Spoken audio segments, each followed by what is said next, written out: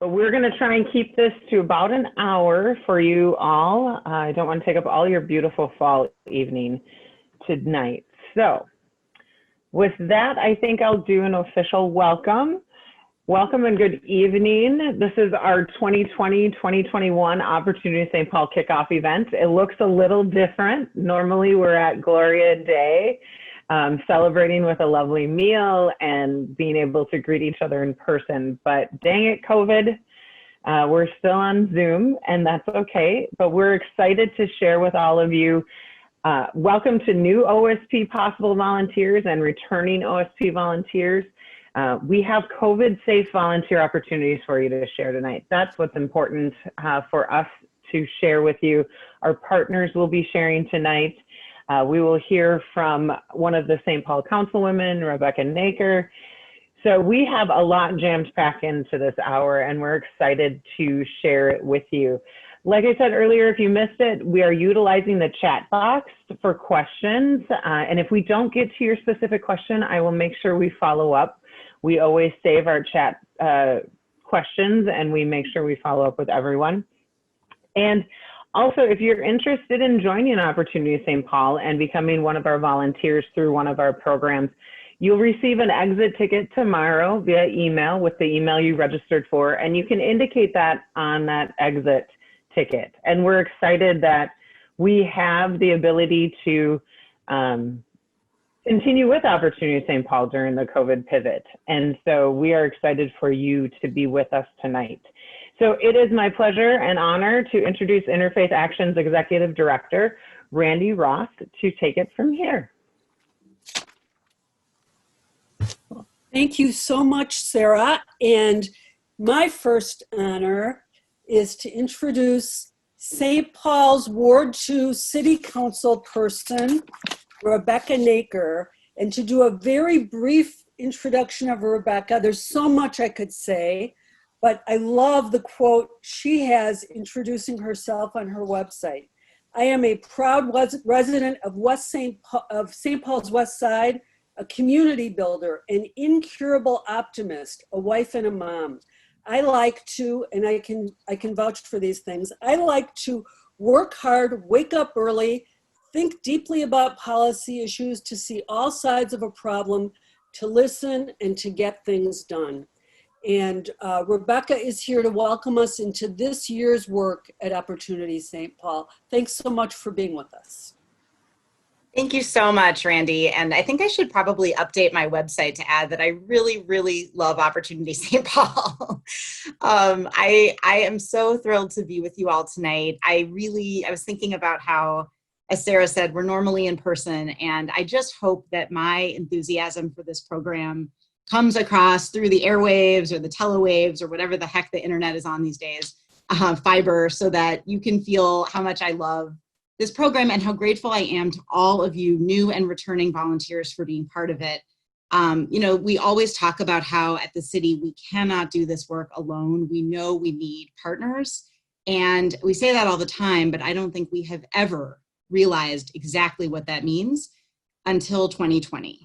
And I know I don't need to elaborate on the crises that our city has been dealing with, the economic crises, the racial justice crises, and of course the public health crisis that we have been all confronting. There's a quote from my Jewish faith, which I often share because I love it so much, and it really captures the kind of work that we all do and that we're doing here tonight. And the quote is, Lo alecha hamlacha ligmor, v'lo ata ben chorin lihivatel mimena, which means it's not your responsibility to finish the work, but you're also not free to turn away from it. And there has never been a time, I think, in any of our lives where it's been easier than right now to be completely overwhelmed by the scale of the work that is ahead of us. And frankly, to be paralyzed, right, by how daunting the work seems. I have so many constituents who have reached out to me to say, I just don't know where to start. I don't know what to do right now. And at the City Council, personally, professionally, we are dealing with an unprecedented crisis of unsheltered homelessness, of families who are struggling to afford rent and medicine and food while also helping children learn from home. We have a $19 million budget deficit that we need to fill this coming year because of COVID and other expenses. And that's just what we're dealing with. Every one of us on this call, every one of us in our community has our own struggles that we're going through during this unbelievably difficult time. But you have not been deterred by that. You have not been overwhelmed. And by being here tonight, by joining Opportunity St. Paul, you have said you are not going to turn away, even though the work is immense and it may not be finished in a day, an hour, a year, our lifetimes, the next generation's lifetimes.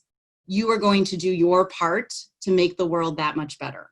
And for that, our city are so deeply grateful. So I just want to thank you again. And as you embark on this new year, our Jewish people are also about to embark on our new year, Rosh Hashanah. The new year starts tomorrow night. And so I would like to give you our traditional greeting, which is Shana Tova U'Metuka. May it be a sweet new year full of blessing and great work. Thank you all so, so much. Rebecca, thank you so much for your warm welcome and for putting a spotlight on why this work is so important, especially now. And I just want to reflect for a minute before we move into our partners on how hard it's been for all of us to turn what we're calling the COVID corner, and how the entire structure of all this volunteer work, which was poised to expand dramatically this year, it all got rugs pulled out from under us because everything we were doing counted on being together in person. And we had to figure out technology and internet connections and bandwidth and logistics and choreography. And I'm so proud to say that what we're going to hear tonight is what a great job our partners have done at turning that corner. And so there's a lot of good news tonight. I'll say also that in this time that we haven't been able to go to churches and synagogues and mosques and recruit and have in-person meetings, we've done some deep dives into developing a couple of more topics for potential OSP partners in the future. And two of them I'm going to comment on briefly tonight are in the criminal justice system. And I just want you to know, we're really proud of this work, and I want you to know about this work. So all of the clergy who have any role with OSP or any of Interfaith Action's work, Project Home or the Department of Indian Work, all of those clergy are invited to clergy engagement, civic engagement sessions that we do about once every 8 to 12 weeks. Rebecca's come and presented, the mayor's come and presented, county commissioners have come, Commissioner of Public Safety's come. So in the week before COVID, Ramsey County Attorney John Choi came and presented to our clergy engagement session. And he talked about how the jail and prison systems are not working to help people heal, become whole, repair whatever harm they may have done, and re-enter society. It's just not working. And he has a personal goal as county attorney of diverting from the traditional criminal justice system 98.5% of the young people who are faced with charges for minor offenses, so they don't get into that prison to poverty pipeline. But to do that, he needs a place to refer the cases to for diversion programs. He'd like to be able to refer to restorative justice circles, which are developing all around the country and in the Twin Cities. And he asked Interfaith Action, all of us, can we possibly recruit volunteers from the faith community who are willing to get trained in restorative practices and then sit in circle once or twice or 3 times a year to help create a pathway for diversion for young people. So we're in the midst of learning about that. We have our first kind of pilot cohort of about 7 Interfaith Action volunteers, and I'm in that cohort going through training now. So is my son, who's on this call, actually. And so it's 9 weeks of training, and then we'll sit in circle, and then once we've done that, we'll feel like we know enough to bring more volunteers in. So that's one thing that's happening. And the second thing that's happening relates to college and prison. We had coffees in the spring that many of you participated in, in which we asked everyone to watch Ken Burns' 4-hour documentary called Prison Behind Bars, and then talk about what this means, what's challenging about it, what's exciting about it, what's good about it.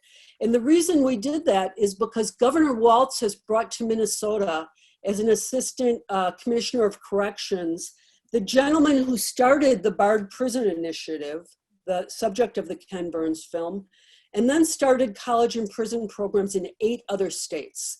And Governor Walz wants those programs started here. So even during COVID, on the TV system in the prison, incarcerated people can take 1-credit classes to earn credit towards a college degree. So when they come out of prison, they can earn a real living and situate themselves well in our community. So the Department of Corrections is launching both college and prison and reentry college, and a 3rd program for people who work in the prison system to get free, hopefully, college degrees. And we're working with that department to figure out what are the good volunteer opportunities and COVID-safe volunteer opportunities for Opportunity St. Paul volunteers. There's going to be some teaching opportunities and job coaching opportunities and mock job interviews and resume writing. And so we will keep you posted as that develops. And with that, I'd like to turn you back to Sarah for the main program. Thank you, Randy. It's exciting to have all these different avenues in which folks can volunteer, and that is why we're here tonight. We're going to hear from each of our 6 nonprofit partners, and we also welcome and have 2 of our own interfaith action programs as OSP partners as well, Project Home and Department of Indian Work. So those volunteers are also OSP volunteers, and they're always welcome to us. And we want to welcome any Project Home or DIW volunteers. I know I have some out there here on the call tonight. So we have the nonprofit partners who will be joining us tonight have all done that COVID pivot, turn the COVID corner, as we like to say here at Interfaith. And we're excited to share with you what their upcoming school year volunteer opportunities are. So please use the chat box if you have any questions. I am going to share my screen to show some PowerPoint slides that they also used and created for their presentations. So if you want to be able to see both the speaker and the shared screen, just go to your right-hand corner of your screen, and you can change it to having a gallery view or a speaker-only view. And then you'll have either the speaker or the PowerPoint. So don't be worried that you see a PowerPoint and not someone's face right now. So like I said before, we'll use the chat box for any of the questions. And what we'll do is we are going to kind of shuffle the internal order that we have, and we're going to have daily work. So we're going to welcome Julie Hoff. I would normally say to the podium, but to unmute herself for the presentation from Julie. And I will share my screen for her. Thanks, Sarah. I don't miss the podium, I have to say.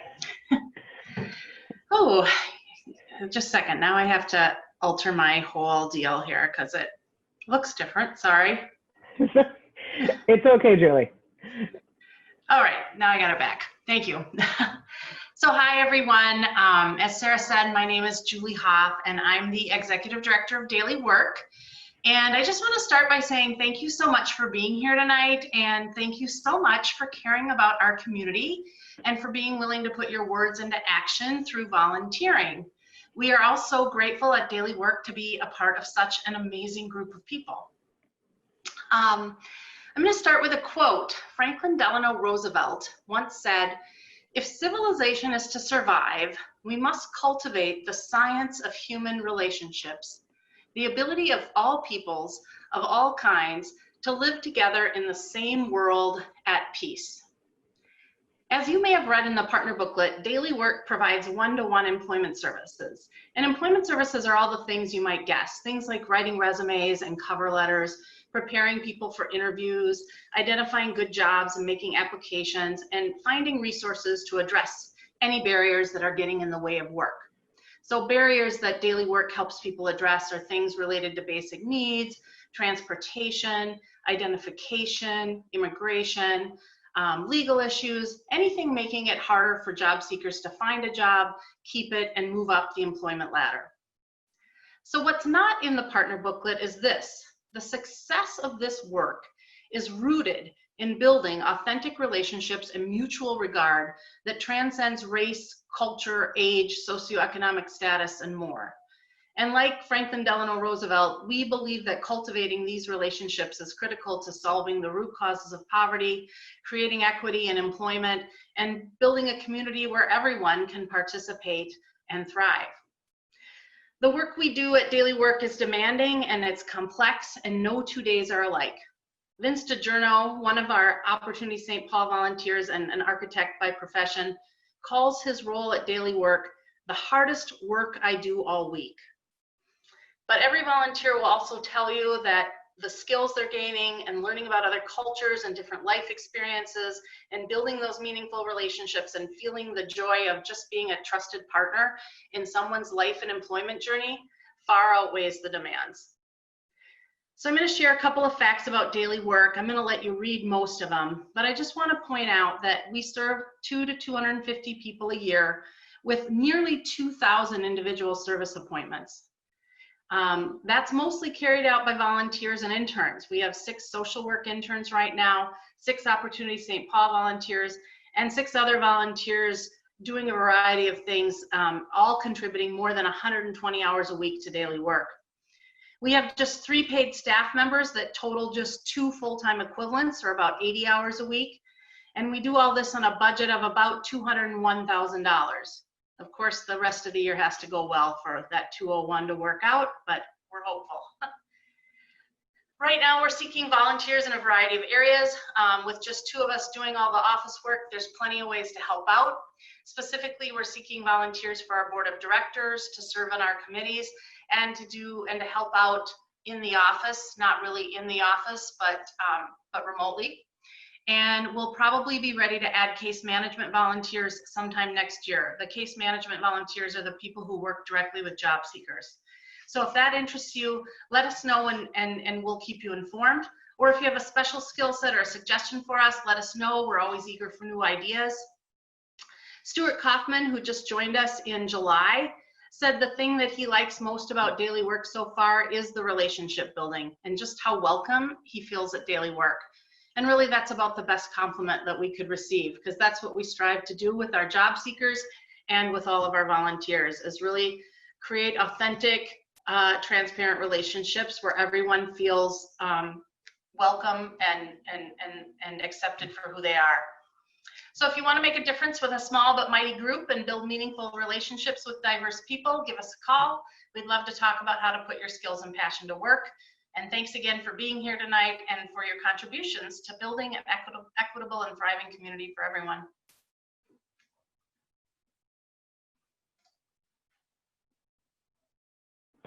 Thank you, Julie. I'm going to stop sharing my screen for one moment. And I just want to throw out there any questions for Julie about Daily Work. Again, we will put you in touch with Julie and Daily Work if need be. And we are super excited that they are here and the work that they do. So we'll give it just one quick second before we move to our next partner, which we are going to welcome Brooke Rivers from Reading Partners. And I've got her PowerPoint to share. So last chance, any questions right now for Julie? You're off the hook, Julie. Well, we'll get you any of those questions if they come up afterwards. So Brooke, why don't you unmute yourself and take it away, and I'll get your PowerPoint up. All right. Well, thank you, Sarah, and welcome everyone. I'm also privileged and thrilled to be with you tonight, and thank you for taking the time to be here in a nice fall-like evening in front of your screens. Like Sarah said, I'm Brooke Rivers. I'm the executive director with Reading Partners here in the Twin Cities. And we're a literacy nonprofit. We're really focused on helping our youngest readers get the skills that they need in order to be successful, to read competently and confidently and be successful in those early years, but we know that that has a lot of implications down the road. So our big pivot, and that really is the word of the year, I think, was to turn our in-person tutoring into a virtual space. But before I get that, why does Reading Partners really matter, and why does it matter right now? Well, we know that the learning loss that happened as a result of COVID and the very quick shutdown in the middle of March and extended school closure, on top of then the summer months, has led to some learning loss. And McKinsey, you see here on the slide, McKinsey did a study around the average learning loss is about 7 months for all students. But when you look at low-income students of color, that number is actually 12 months on average. So a full year of learning loss in that time of COVID and the school closure. So we know that our work is incredibly important, and now more so than ever. There are students that need that critical support. So like I said, we've gone virtual. We've made our tutoring opportunities work and succeed in a virtual space. So if you want to move to the next slide, Sarah, I've got a bunch of slides to just try and make it a little bit more visual for all of you. So we are doing what we have now branded Reading Partners Connects, where we are still using an evidence-based curriculum. It lines up with Common Core. It is how reading is taught in the classroom, except written in a way that a volunteer who has no background education experience can deliver the lesson with the student. We've adapted the lessons to include a lot more SEL. We know how hard relationship building is, especially through a screen. And so we've built a lot more opportunities and resources in the curriculum for that to happen. And we still are certainly using our volunteers to do that work. We actually have a waiting list right now, or we're onboarding over 300 volunteers to get started, and we certainly will use and need more in order to tutor the students that need the support. If you can move to the next slide, I'll give you a little taste of what this visually looks like. So we've digitized our lessons so that there's some fun visuals for students to look at. Our tutors are sharing their screen, and the screen has these fun owl characters. We are still teaching reading. We're not just reading with kids, but we are still teaching skills in our tutoring sessions, and trying to have a lot of fun while doing it. If you can move to the next slide.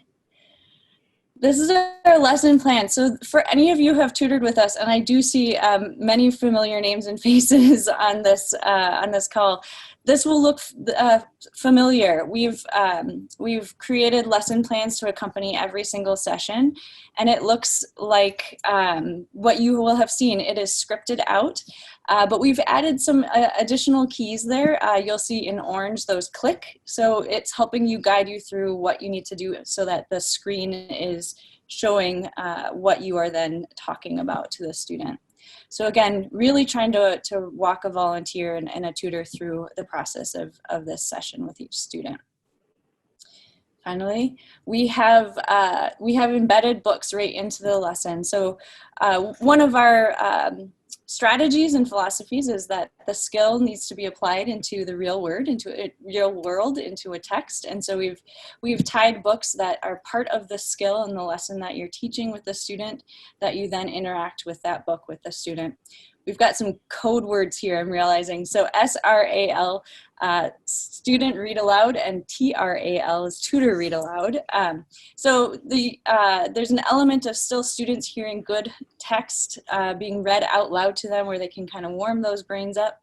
And then at the end of the lesson, they're actually engaging with the text themselves, again, practicing the skill that they just were working on in the lesson. And finally, here's a little visual.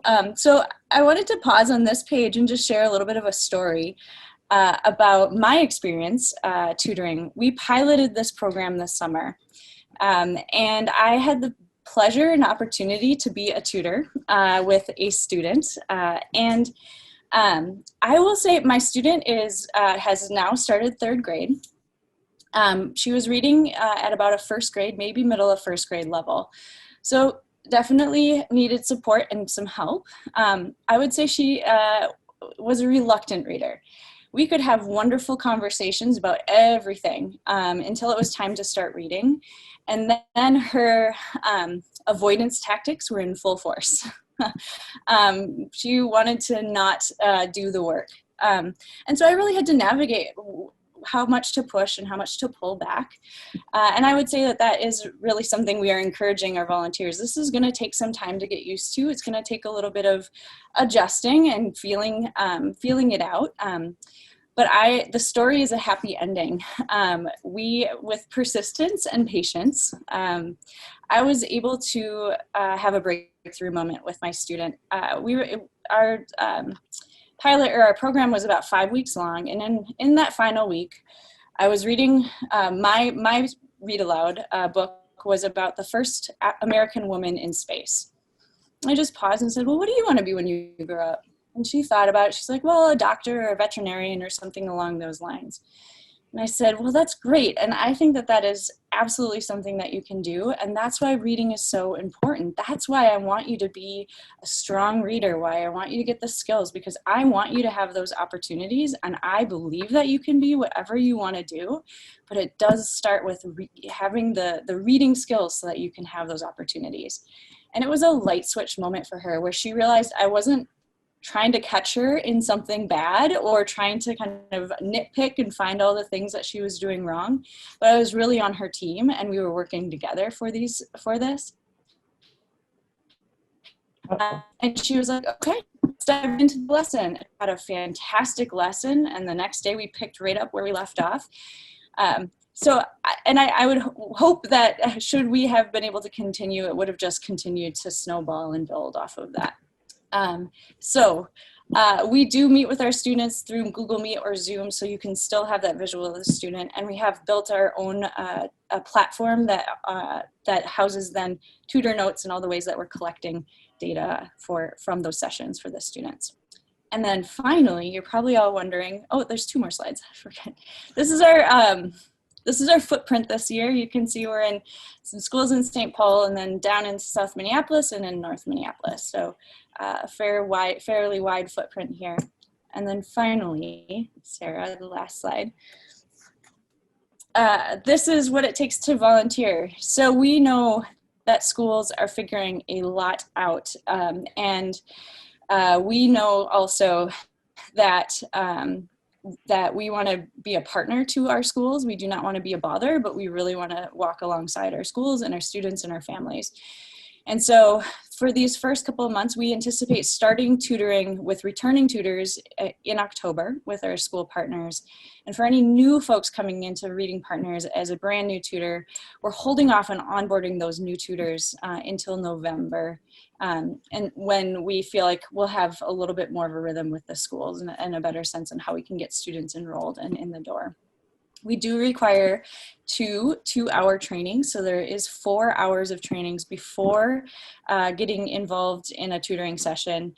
And that second training is really that technical, how does this all work? How do I share my screen? How do I use the system? How do I use the curriculum? And those training sessions we've kept intentionally small so that there's plenty of time for you to ask questions and then to practice and interact.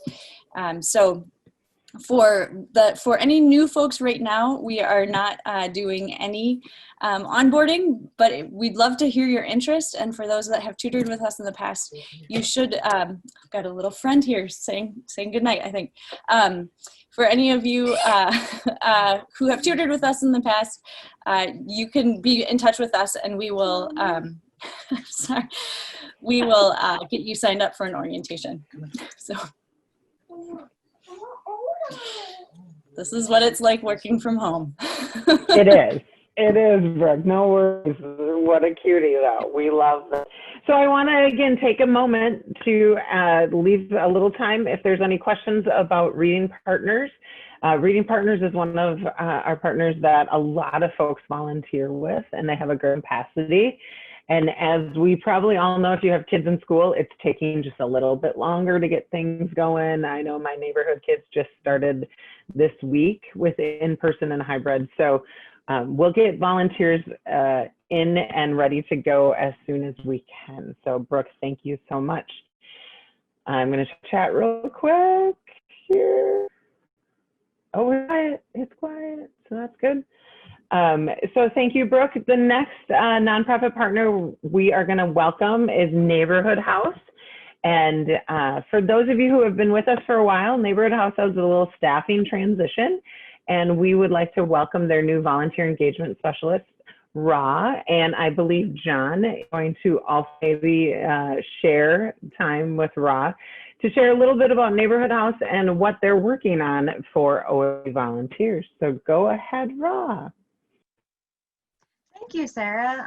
So yeah, as Sarah said, that I am the brand new, as of last week, engagement specialist. So probably most of you who are longtime partners know a little bit more about Neighborhood House than even I do at this point.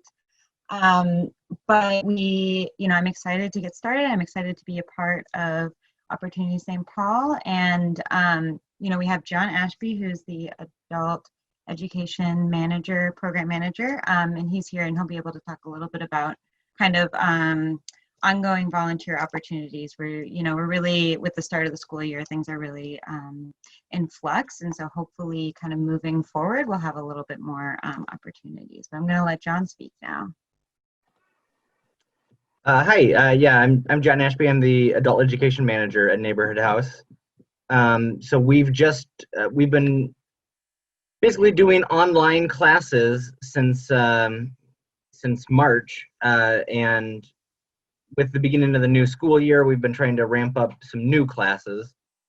So we are offering 3 levels of ESL for beginning, intermediate, and advanced, and GED classes in the afternoon and evenings. And then we're also hoping to start a homework help program where families could log in with their parents and children. So we're imagining maybe a child would come home with a homework assignment or something like visit this website, and the parent might say, I don't know how to help you with this assignment or with this website, and then they could log in and we would have somebody there who could help tutor both the parent and the child together. So we're looking for maybe volunteers to staff that program. That'd be an afternoon, like 4 to 5 o'clock, a homework help time for parents and children. And then we're always looking for one-on-one tutors where we offer these levels of ESL and GED, but there's also students who will sometimes contact us with more specific types of tutoring needs. Like somebody might contact us and say that they want help preparing for the citizenship interview, or we had somebody this week who said that they need help kind of doing remedial reading help, but they are native English speakers, so ESL or GED doesn't really fit that need the best. So there could be some adult reading support that it wouldn't be ESL or GED, just adult reading tutoring.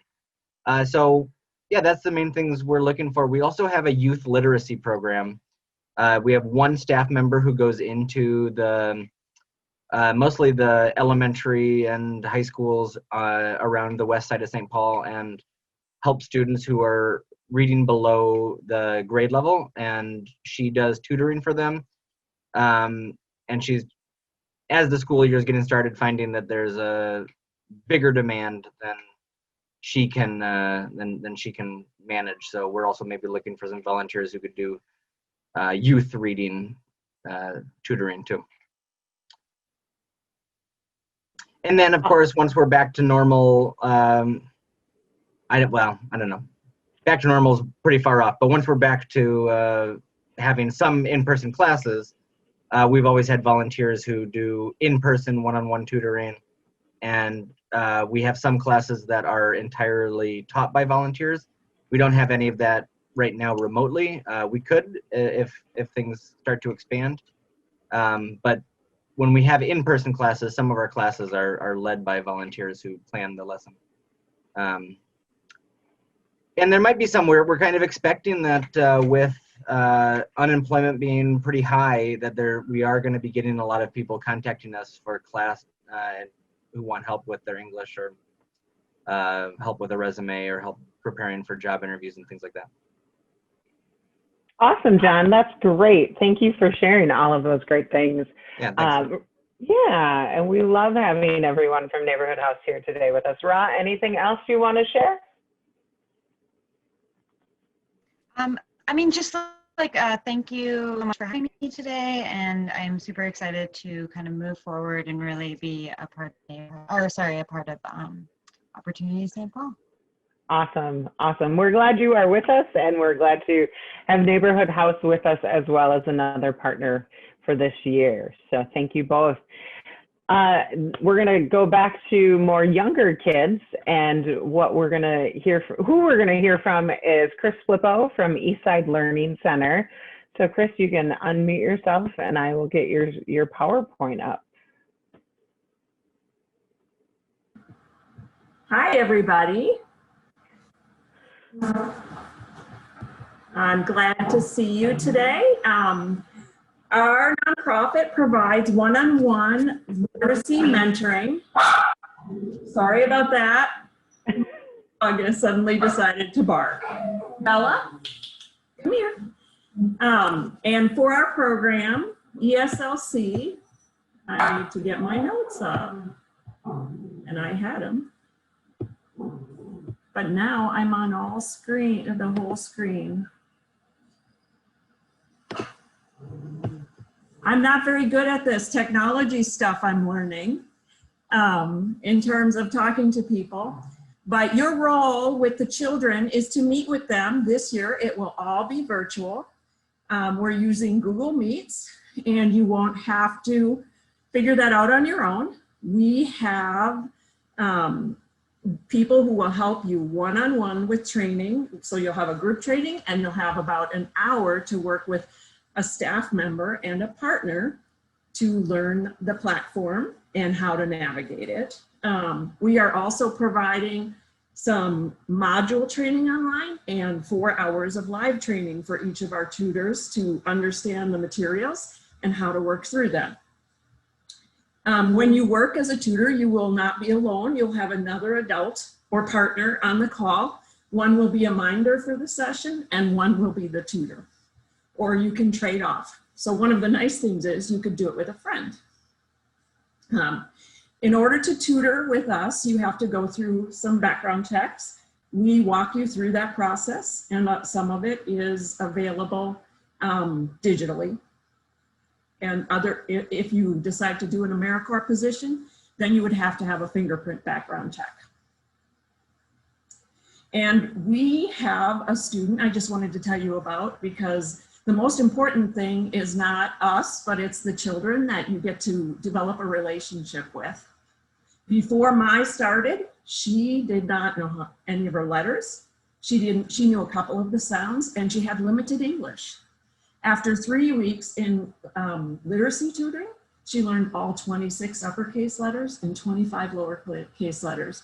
She could pick out words, match a picture with a word, and she increased her vocabulary. But the most important thing is she had fun, and she built her confidence. She was proud to say, I have my own books that I can read at home. So I hope you'll consider volunteering with Eastside Learning Center. Thank you, Chris. And I think a great thing about your volunteer opportunities at Eastside Learning Center is that if you are someone who's not technologically savvy, even with training, you can be the observer and the mind. I think you call it a minder. Yeah. We're calling it a minder.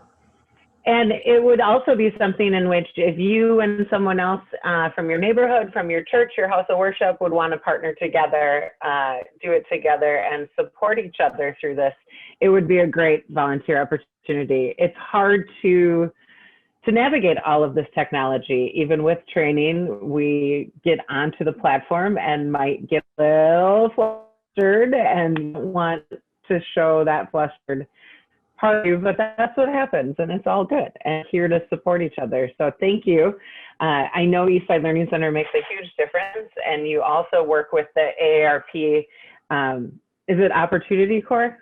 I can't remember. Experience Corps. Experience Corps, that's right. For people Yep. who are And over 50, they can. people who are, yep, over 50 who want to give more than just a couple hours a week, there's an opportunity there as well. So Chris, thank you so much.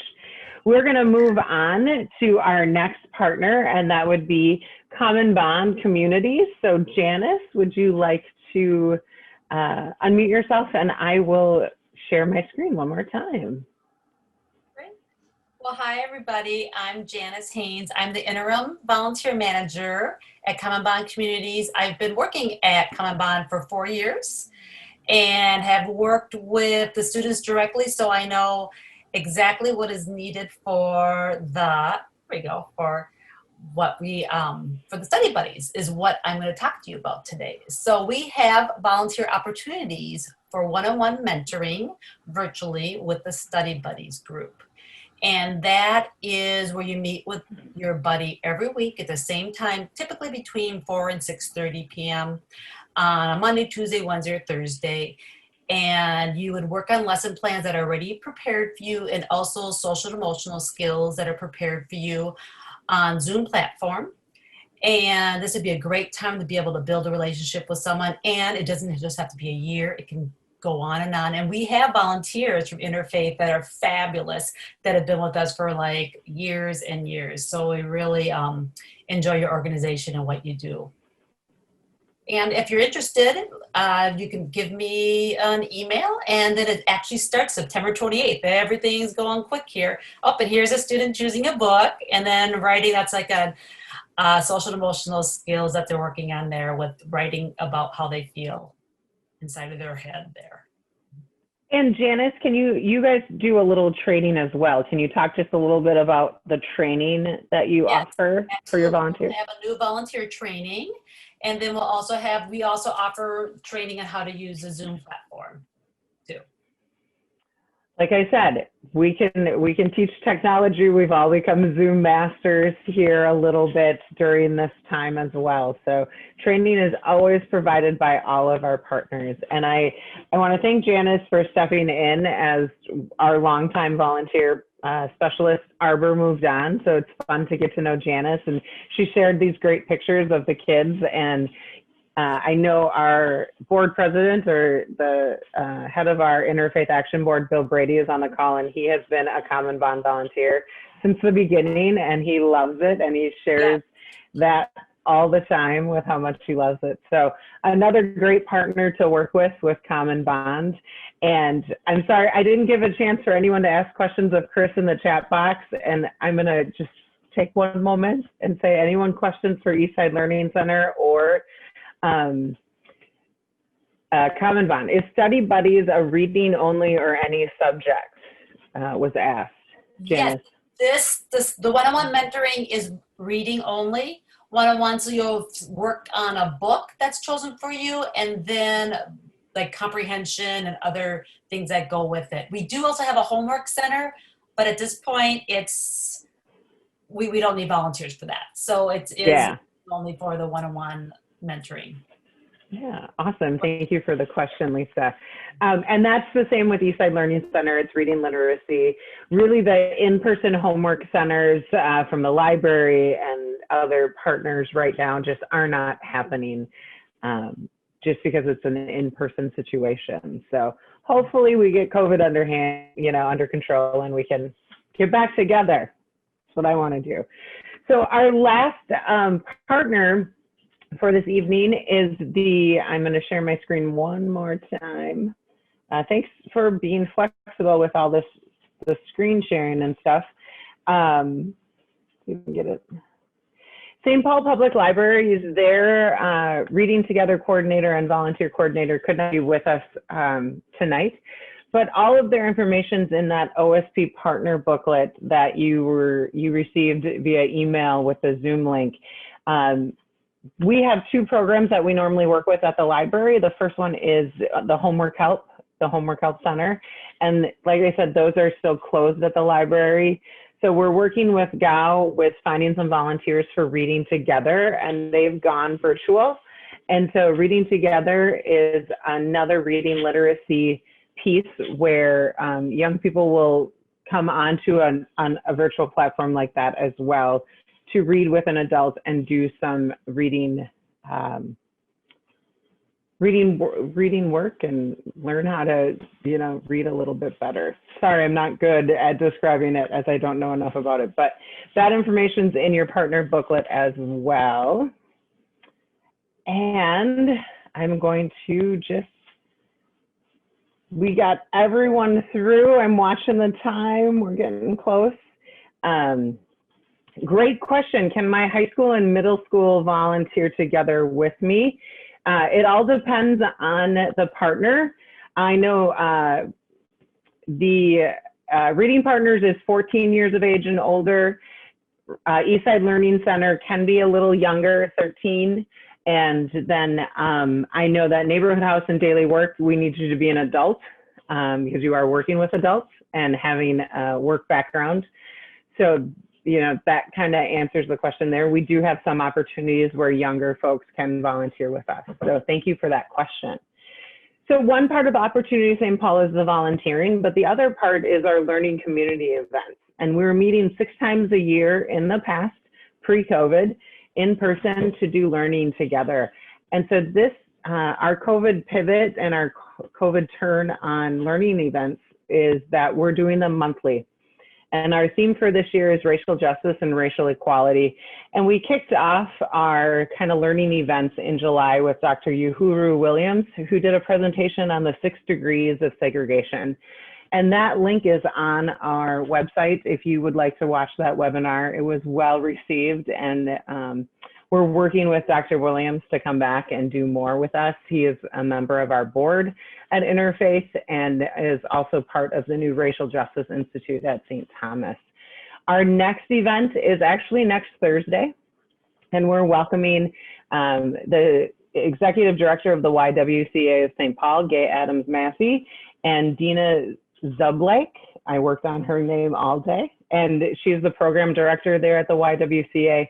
And they're going to talk about racism in education, which all of our partners in one way or another, we work through education and wanting to close that opportunity gap together.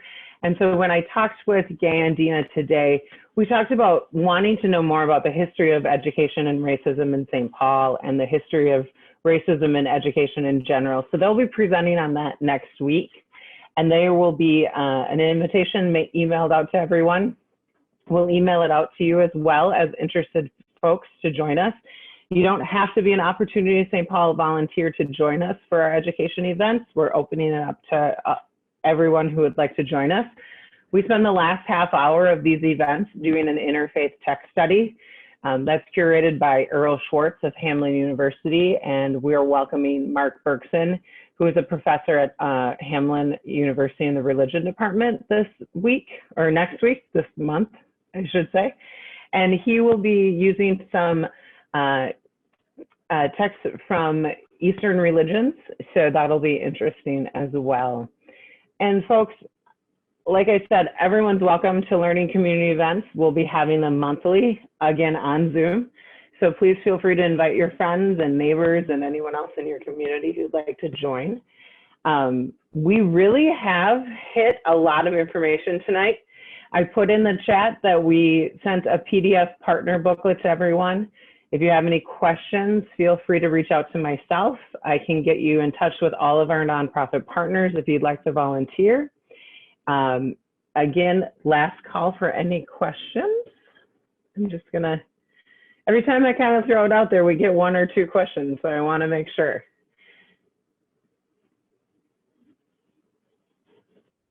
No, I don't think so. Okay. So friends, I want to say thank you to all of our nonprofit partners for taking an hour out of their busy day to join us. And we are excited about all of these virtual opportunities to keep not only our students safe, but us safe and our adult learners and our job seekers safe in this new world we live in. So thank you. We're going to wrap it up a little early. This Zoom call was recorded, so we'll post it. If you have any wanting to go back and look, feel free. We'll send the link out, and feel free to get in touch with me if you have any questions or would like to sign up for Opportunity St. Paul.